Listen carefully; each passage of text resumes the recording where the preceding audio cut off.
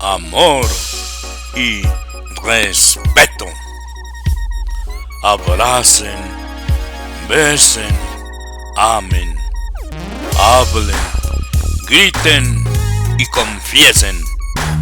No se guarden nada, no se queden con nudos en la garganta.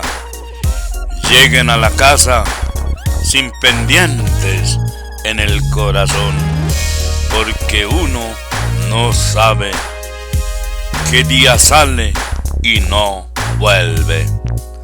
Amor y respeto, comunicación y alegría son felicidad y armonía. Amor y respeto.